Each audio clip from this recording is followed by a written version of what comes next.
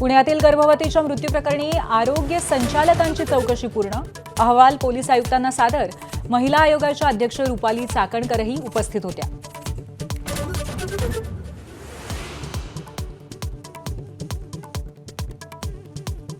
पुण्यातील गर्भवतीच्या मृत्यू प्रकरणामध्ये खासदार मेधा कुलकर्णींची उडी, डॉक्टर घैसासांच्या हॉस्पिटलची तोडफोड हे उर्मट कृत्य. मेधा कुलकर्णींचं शहराध्यक्ष धीरज घाटेंना खरमरीत पत्र.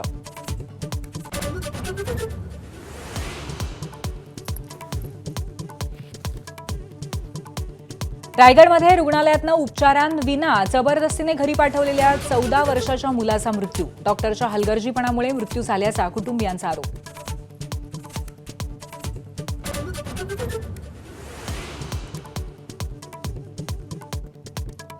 भारतीय शेअर बाजार 4% गडगडला. गुंतवणूकदारांचे तब्बल 19 लाख कोटी बुडाले. जागतिक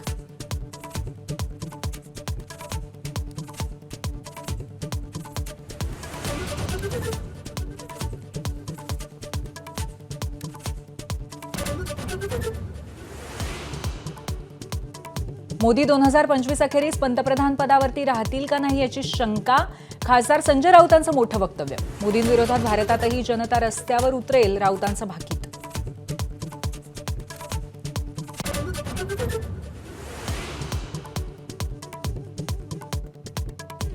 औरंगजेबाला इथेच गाडला. महाराष्ट्राशी तब्बल 27 वर्ष झुंजणारा इथेच संपला.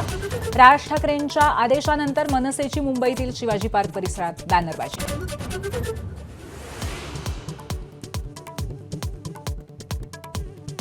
शक्तीपीठ महामार्गाविरोधात लढा देणारे कोल्हापुरातील शिक्षक गिरीश फोंडे निलंबित. सरकारच्या प्रकल्पाविरोधात भूमिका घेतल्यामुळे कारवाई.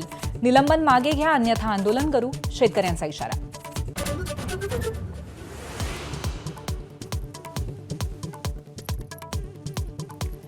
मशिदीवरील अनधिकृत भोंग्यांविरोधात तक्रारी दिल्यामुळे भाजप नेते किरीट सोमय्यांना धमकी. हजरत ख्वाजा गरीब नवाज कमिटीच्या सचिवाने शिवीगाळ करत धमकावलं.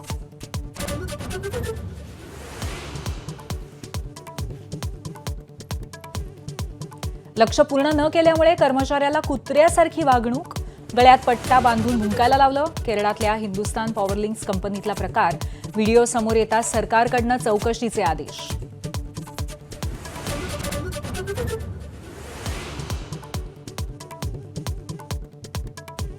प्रकाश करात, वृंदा करात आणि माणिक सरकार माकपच्या पॉलिट ब्युरोतनं बाहेर. एमएबीबी पक्षाचे नवे सरचिटणीस.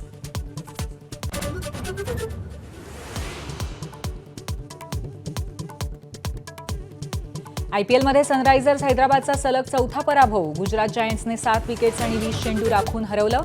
सिराजचे 4 बळी तर शुभमन गिलचं अर्धशतक.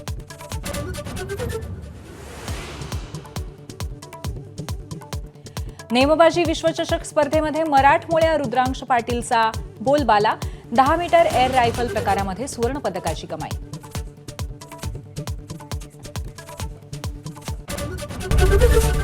एबीपी माझा, उघडा डोळे बघा नीट.